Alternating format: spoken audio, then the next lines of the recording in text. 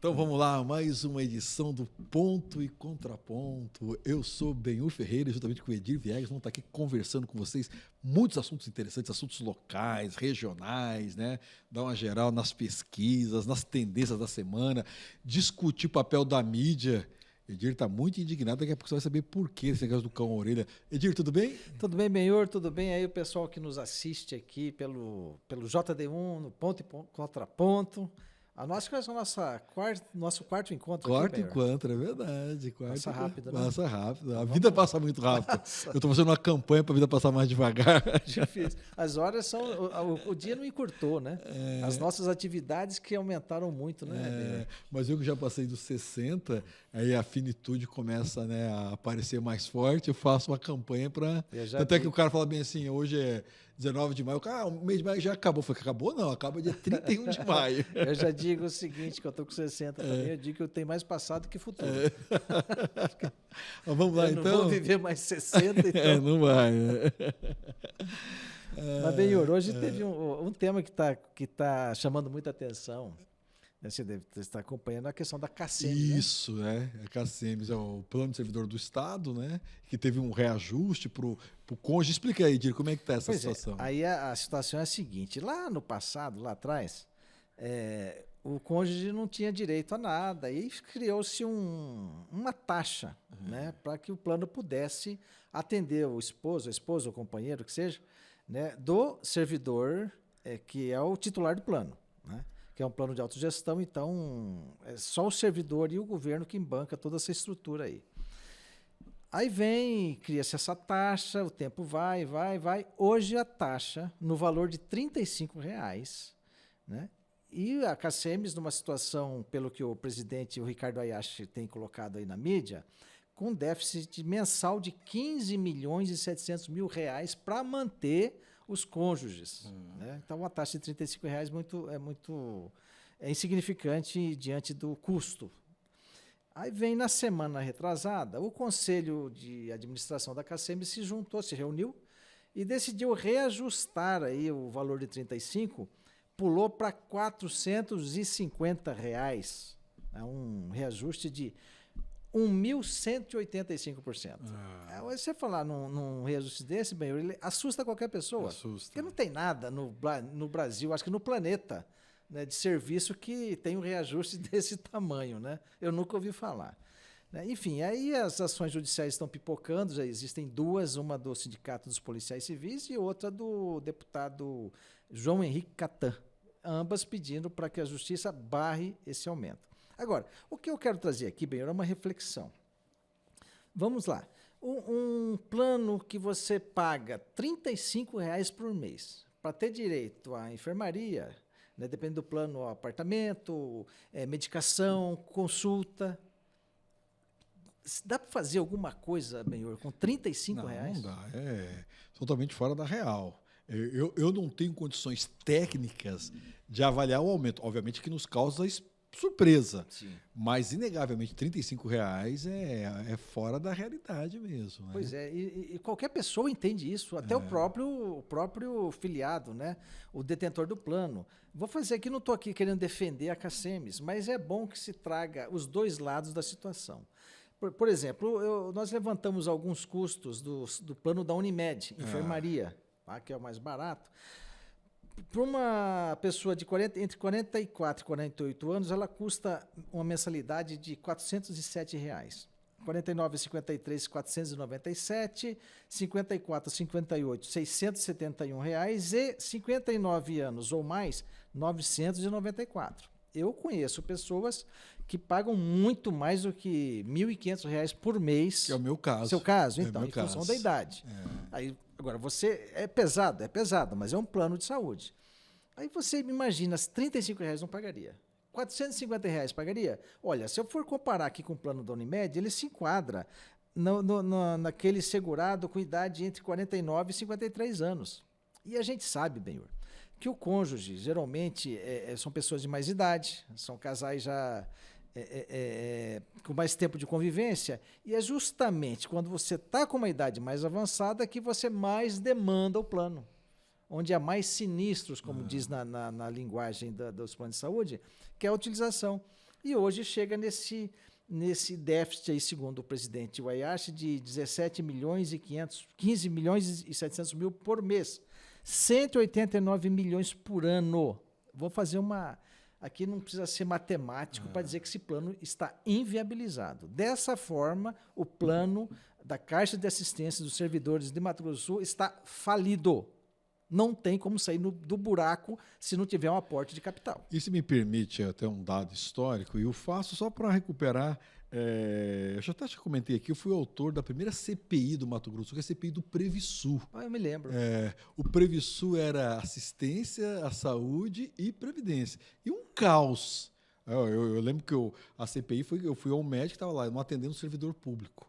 Aí eu fui ver, 8, 7 meses atrasado, para o fisioterapeuta, para o médico, abrir uma CPI e tudo, isso foi em 96. O fato é que em 99 o Zeca criou a CACEMS. Então a CACEMS é uma história de sucesso, a CACEMS tem uma rede muito grande. Agora, o que eu estou sentindo é que a reação que teve vai forçar uma negociação do plano, porque a CACEMS tem uma coisa, é uma empresa, só que é uma empresa que os seus dirigentes são eleitos, né? Sim, exatamente. Isso traz um desafio muito grande, né? Porque se fosse uma empresa privada, simplesmente, tomava a decisão, como é uma empresa que os seus dirigentes são eleitos, Exato. acaba a base tendo um peso muito grande. E você comentou uma coisa, me permite fora do ar aqui, que o governo contribui, mas o governo também tem um limite para contribuir, né? Porque quando a gente fala que o governo contribui, é que nós só estamos contribuindo. Exato. E nem todo mundo, uma boa parte dos motociclistas não são servidores. Então, eu tenho a impressão que pela reação que está causando e pelo baixo valor que era cobrado, há que chegar ao meio termo aí, ou pelo menos uma negociação onde vai... Né? O Simpol, até o autor da ação, Benhur, ele defende aí um reajuste de 308%,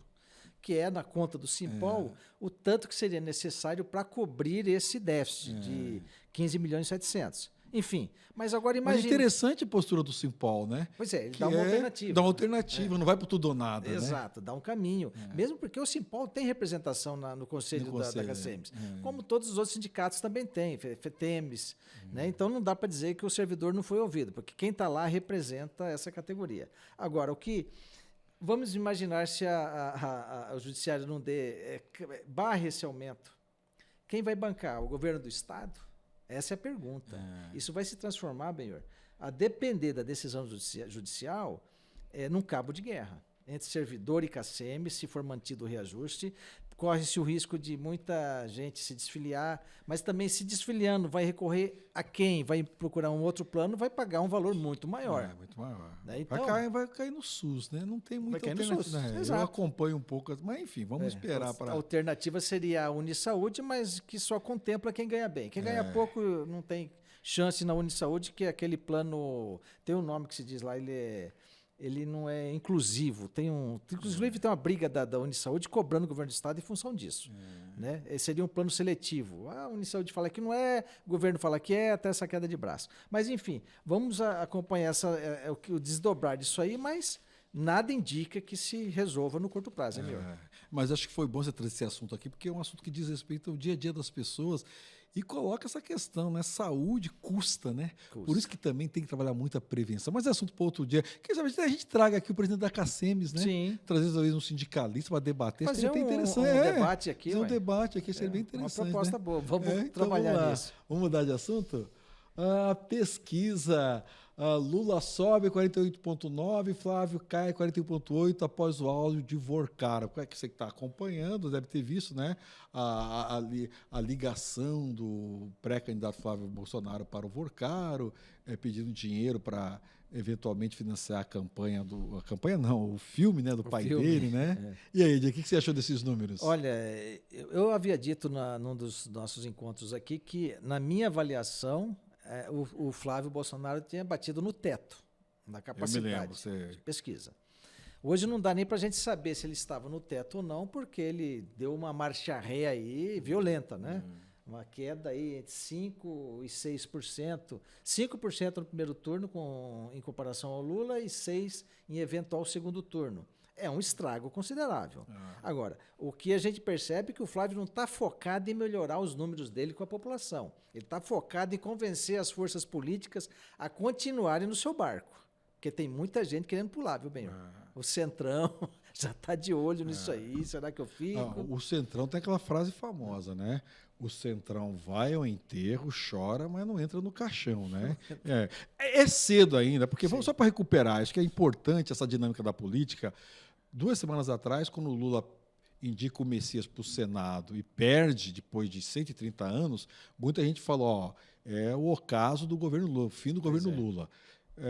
Isso não aconteceu. O Lula teve boas notícias de lá para cá. A própria Quest, antes desse episódio, já mostrava uma melhora da avaliação.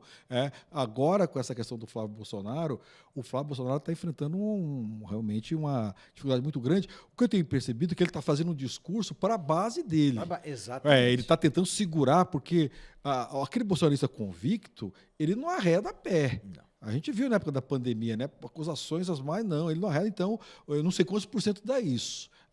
O fato é que até aqui o que tem mostrado é que ele perdeu o voto dos chamados moderados, os independentes, que vão acabar definindo a eleição, né? Mas eu queria chamar a atenção para algo que eu vi hoje que achei que o pessoal não discutiu muito. Não, talvez na UOL o Sakamoto colocou o Renan Santos, do Missão, ele cresceu. Essa pesquisa, ele vai para quase 7. Sim. Ele deixando para trás, numericamente, tanto o Zema como o Caiado. E no meio dos jovens, de 16 a 24 anos, ele lidera.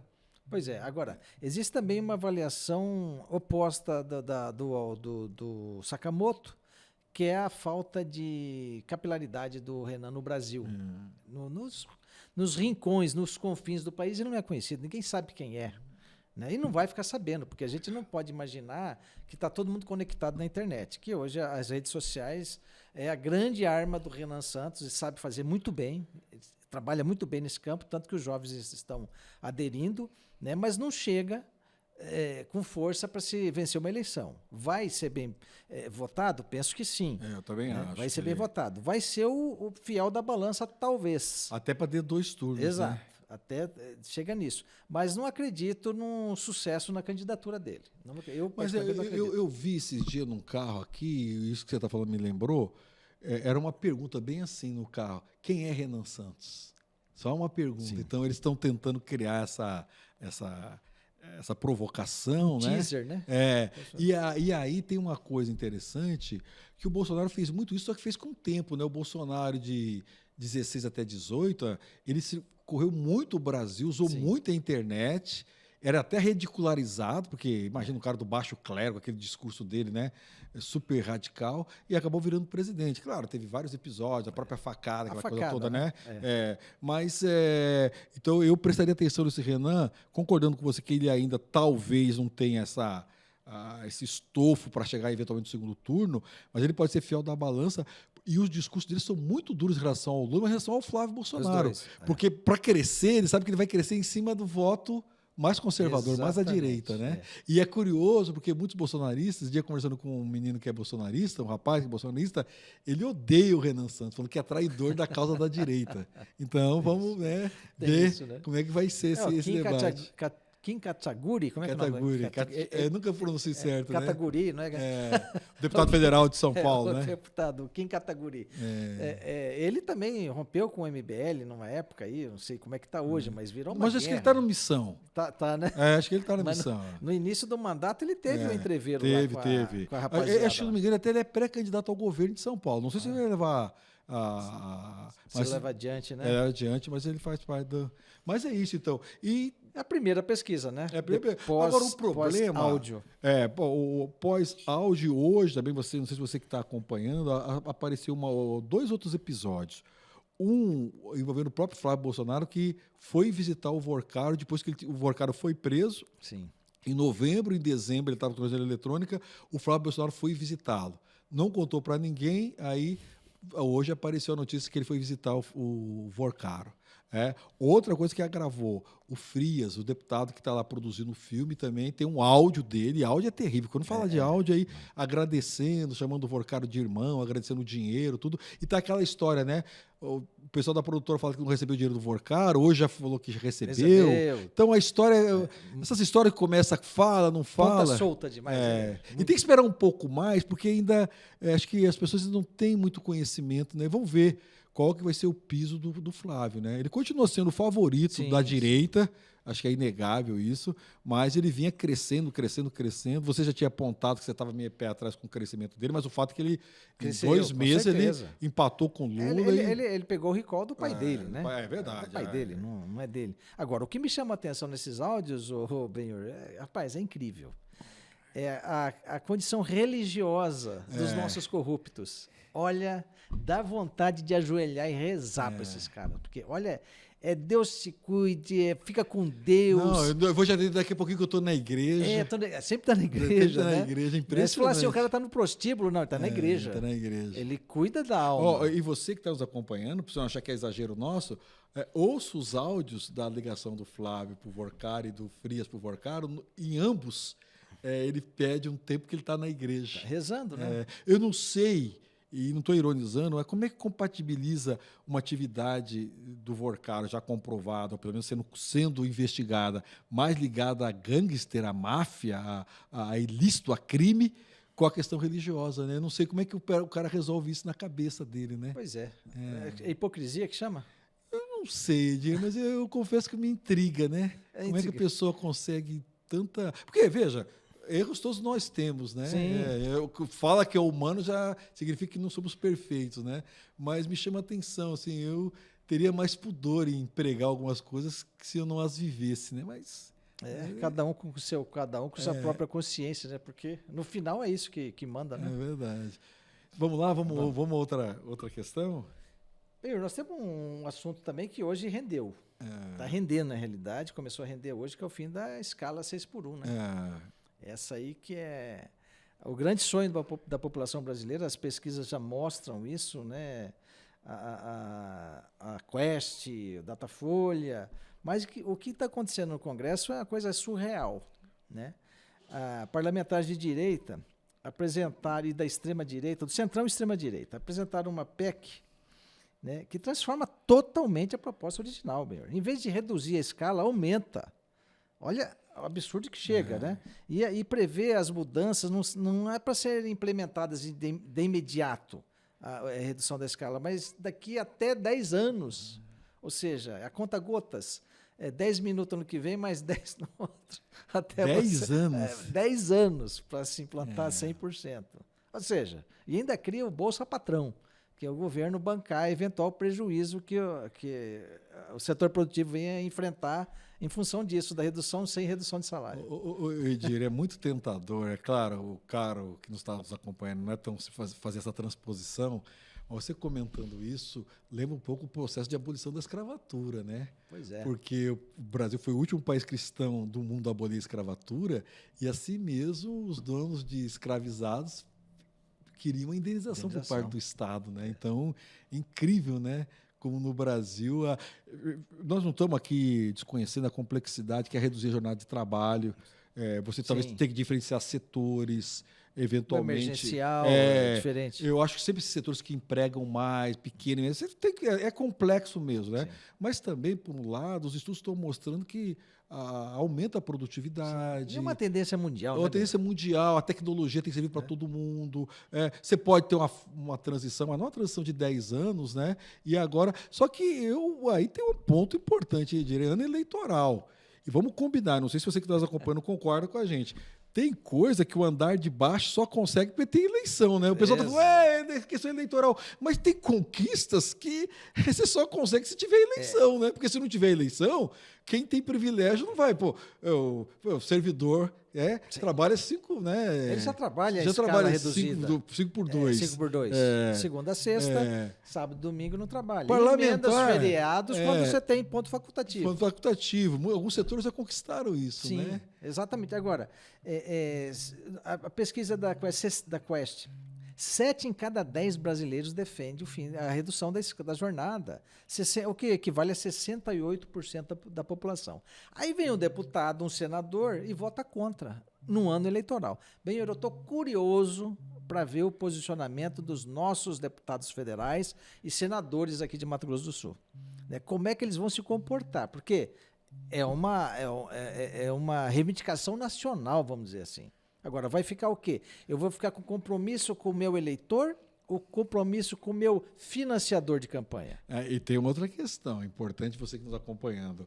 A votação do APEC, um projeto de emenda à Constituição, é nominal. Não tem votação simbólica. O quórum é quórum qualificado de 3/5. Precisa de 308 deputados, se não me engano, 49 senadores. Sim. Enfim, então, força. E eu acho, Edir, é o típico do debate próprio para a sucessão presidencial. Você tem que... E aí eu faço um exercício.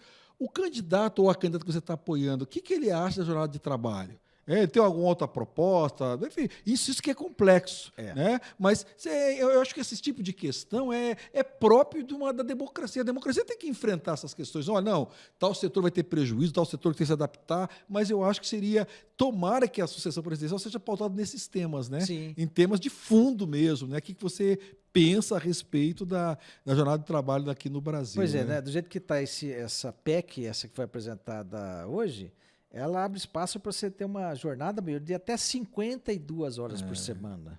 Né? Olha lá, os principais pontos, vou ler rapidinho aqui para quem está nos acompanhando. Ela cria brecha para a jornada de até 52 horas semanais, adia a implementação do fim da escala 6x1 por 10 anos, troca a meta original de 36 por 40 horas semanais, amplia o poder de acordo individuais sobre direitos trabalhistas, ou seja, está na lei, mas se eu combinar com o meu patrão, está tudo certo. E quem é a parte mais forte? É o patrão. Ou você aceita ou você está fora, meu amigo. Vamos falar o português claro aqui. Permite flexibilização sem necessidade de compensações ao trabalhador, mantém jornadas maiores para setores considerados essenciais, saúde, segurança, reduz encargos trabalhistas e cria benefícios fiscais para empresas. Ó, o Estado aí botando dinheiro de novo, nosso dinheiro. E condiciona toda mudança futura à aprovação de lei complementar. Ou seja, eu aprovo uma PEC, que eu vou levar anos para regulamentar. A gente sabe como é que funciona o Congresso Nacional aqui no nosso país. É a passo de tartaruga mesmo, não adianta. Depende do interesse. Né? Exato. Aqui ninguém vai ter interesse de resolver rápido, né? Agora, o Bolsa Patrão pode ser que resolva rápido, né? Isenção fiscal. Aliás, o Brasil é campeão nisso, né? Mas eu tenho a impressão, Edir, e é pura ilação da minha parte, eu não tenho nenhuma... Que é o tal que eles falam na voz do bode na sala, né? Porque me parece tão esdrúxula essa proposta que acho que eles colocam isso para tentar, sabe? Porque desviar foco? Não tão desviar o foco, mas arrancar alguma coisa do governo, né? Tipo assim, olha, algum benefício fiscal. E se tratando do Centrão, né, velho? Convenhamos. Eles são profissionais, né? São bons nisso, né? Nessa arte de... Né? Mas vamos também estar acompanhando aqui essa questão dessa proposta aí que... Do fim da escala. Do fim da escala, né? E vai ser a grande impulsionamento, a intenção do presidente do Lula é aprovar ainda esse ano para ele se beneficiar disso. É do jogo, inclusive, né? Só que os deputados perceberam, o Hugo Mota correu atrás. Vamos apresentar antes. E eu tenho a impressão que para o governo, eu não estou entrando no mérito aqui propriamente da estratégia, mas para o governo... Se é aprovado, ótimo, mas se não for aprovado, também vira uma tremenda bandeira, né? Vira. Assim, eu não sei como é que a oposição vai lidar com essa questão, porque eu vejo algumas figuras tentando convencer o trabalhador que ele vai perder. Enfim, às vezes a pessoa até consegue, né? Mas vamos ter que ser muito bom de lábia, de retórica, né? Eu estou lembrando que você citou no começo dessa conversa nossa aqui sobre a escravatura, o final da escravidão.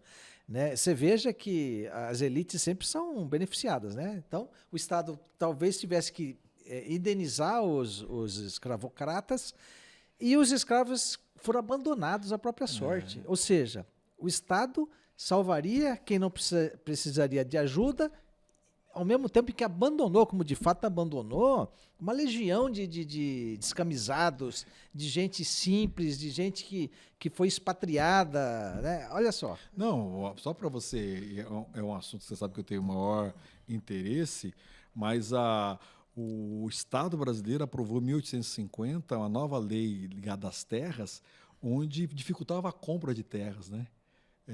Ao invés de privilegiar a posse, um país desse tamanho forçava a comprar, então, de certa forma, você já estava prevendo a abolição e dificultava para aquelas pessoas que não tinham dinheiro, mas tinham a posse, às vezes, da terra.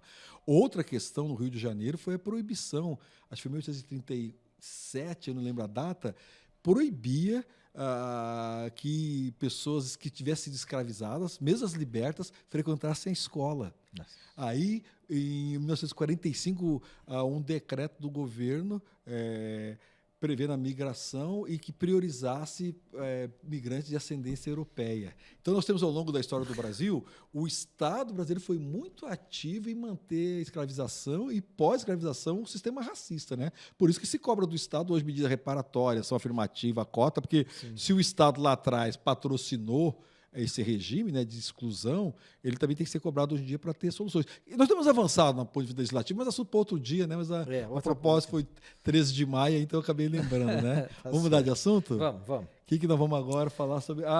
que tem um pouco a ver com isso também, Sim. né? O Conselho Nacional de Justiça prepara novo mutirão para revisar prisões e medidas cautelares em todo o país. Por que isso é importante, né? Você tem muita gente que podia estar mudando de regime, como não tem advogado, defensor suficiente, não muda de regime. Você tem pessoas que podiam estar em prisão domiciliar. Uhum. A gente tem que aproveitar esse momento, Edir, que pessoas como Collor, Bolsonaro, o próprio acho que Paulo Maluf, que cumpre prisão domiciliar, muitos problemas sérios de saúde, né? Acho que a gente não pode perder a nossa humanidade independente da pessoa que é beneficiada ou não, mas tem que se estender para o conjunto da população, né? Não pode ser um privilégio. Então, esse mutirão que o CNJ está fazendo, tomara que ele possa, né, pessoas que já cumpriram o tempo de prisão por regime semiaberto, pessoas doentes que possam, claro, tomar cuidado, né? Você não vai colocar isso um faccionado, alguém que cometeu um crime violento, né? Mas me parece uma boa medida você fazer um grande mutirão, um grande esforço, porque é uma máxima que o Brasil prende muito e prende mal. Então, se você obedecer esses critérios e realmente reservar a prisão para crimes perigosos, grandes corruptos, quem atenta contra o Estado Democrático de Direito, homicidas, latrocidas, né? Feminicidas, mas você possibilitar que a pessoa possa ter um regime mais... é claro, se tiver bom comportamento, isso é uma coisa importante. Mas se você está nos acompanhando, ninguém quer dar boa vida para quem cometeu o crime, não. Cometeu o crime, a pessoa tem que se responsabilizar por aquilo. Mas uma boa política carcerária é você premiar quem cometeu o crime e se comporta bem na cadeia, né? Pois é, e aí vem o CNJ, tem que fazer um mutirão, mas perceba que o STF está há meses, a sociedade está há meses discutindo a situação de 200 presos lá, de um total de 1.000 e pouco, envolvidos naqueles atos de 8 de janeiro. Nós temos uma população carcerária de mais de 700 mil pessoas. Essa é a população carcerária brasileira. E você perde um tempo discutindo anistia, dosimetria, para 200 pessoas. Você vê que parou o país para discutir isso aí. Não que eles não tenham direito, tem sim. Né? Mas, gente, o que foi aplicado de pena está na lei. É muito, é pouco? Então vamos mudar a legislação, mas não de forma casuística como está sendo feito. Aí você vê essa massa de gente aí abandonada, né, que já com direito já de progressão de regime, aí só os mutirões para salvar. E aí a gente está perdendo aí, sei lá, você perder tempo ou patinar numa questão, gente, que envolve 200 pessoas. A maioria fez acordo de não persecução penal, ficaram livres das penas. Mas teve uns iluminados lá que não vou peitar o sistema, então eu fui lá porque eu sou patriota e vou manter meu patriotismo até a última hora. Tá aí, tá preso, usando tornozeleira. Enfim, vai entender a cabeça, né?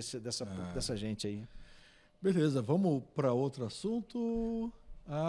Seleção. O que você achou aí da convocação? Aí, querendo ou não, a pergunta, você levaria o Neymar para a Copa? Cara, eu penso assim, vai jogar? Vai. Então vamos levar para a Copa. Agora, depende, é igual caneta Bic, bem, eu sempre faço uma analogia. A caneta Bic custava R$1.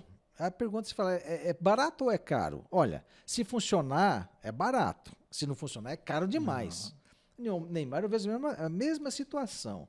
Né? É que a gente tem um histórico dele aí, tanto de forma positiva como de forma negativa. Né? Então, é uma figura excêntrica, né? Difícil de lidar, nunca convivi com ele, pelo que a gente acompanha. Narcisista. O time tem que jogar para ele, né? Exato, exatamente. O verbo, ele só conjuga em primeira pessoa do singular. Né? A segunda do plural, a primeira do plural, né? Nós nunca, né? Então, é assim, eu penso que se ele jogar a bola, Benhor, fazer o que ele sabe fazer, eu chamaria se eu fosse o técnico. Agora, por favor, né, Neymar? Vamos jogar bola, né? Não, eu achei que o Ancelotti... Porque vamos pensar aqui. Se não chama o Neymar, esse debate é permanecer, né? Então, acho que já chama o Neymar. Provavelmente ele não vai ser titular, ele não tem condições físicas, ele mudou o jeito de jogar. Eu acho que depois do Pelé, tem Ronaldinho Gaúcho, fenômeno, mas ele está entre, né, os 5 melhores jogadores do brasileiro de todos os tempos. Acho que, obviamente, as atitudes deles fora do campo me causam arrepio, né? Ele vira e mexe está envolvido em questões, né? Enfim. Polêmicas, né? Pode dizer o mínimo, né?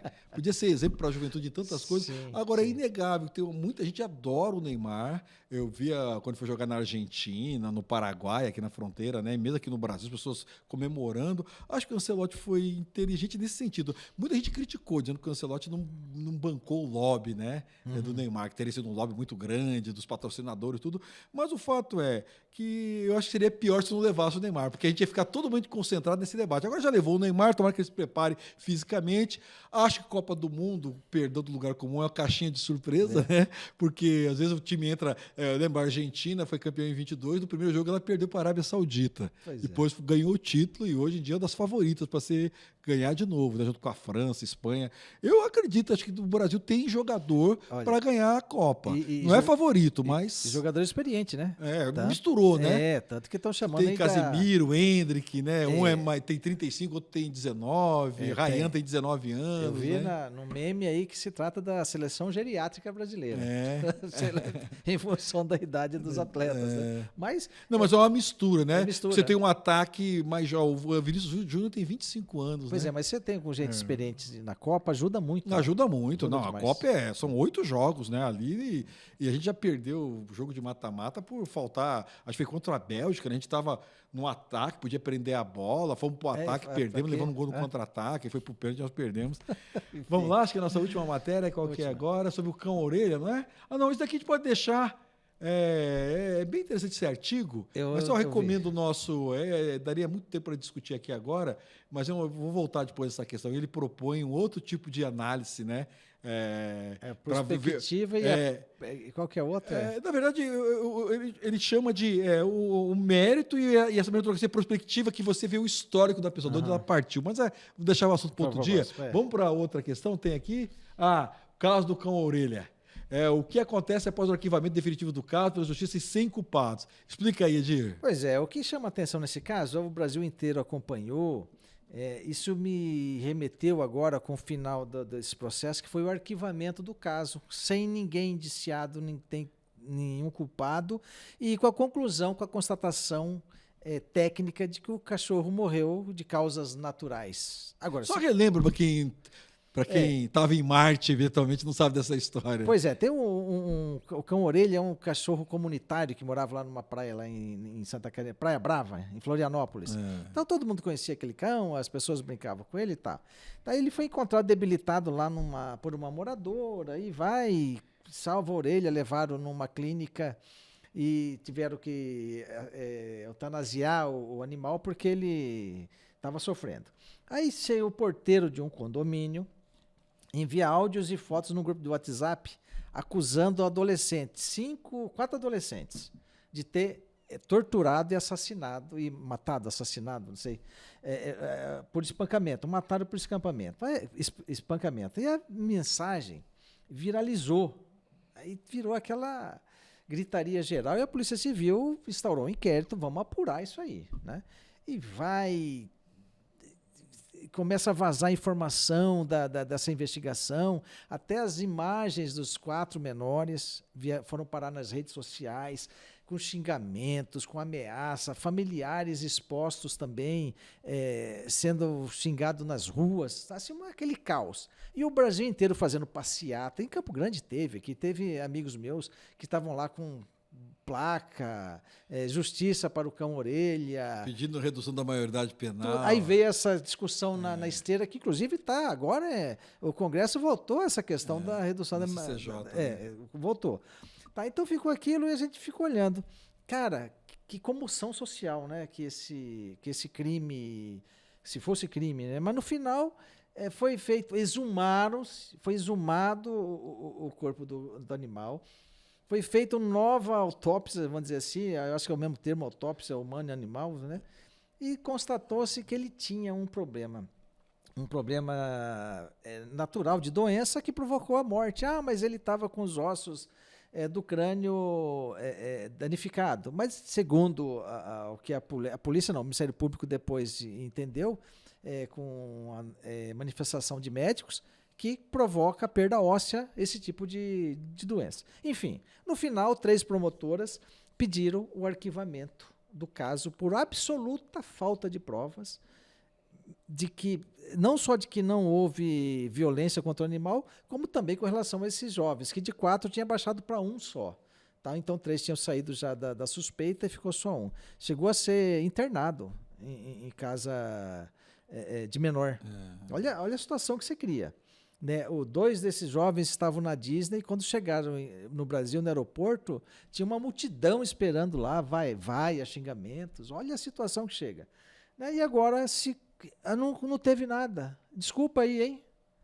Olha, e aí vem aqui essa discussão, Benhur, que eu acho que é muito importante, porque é um massacre nas redes sociais que virou o tribunal. Ali você já acusa, julga e condena. Né? Eu acho que a gente tem que, nós todos, enquanto comunidade, tirar lições. Assim, obviamente que deve nos comover o maltrato a animais, né? Mas a gente comentava aqui, não só animais também, a gente não pode naturalizar a morte, né, precoce de crianças, bala perdida. Eu não quero falar que uma coisa está comparando com a outra. A vida é importante, a vida humana é mais importante ainda. A gente também não pode perder essa hierarquia de valores, né?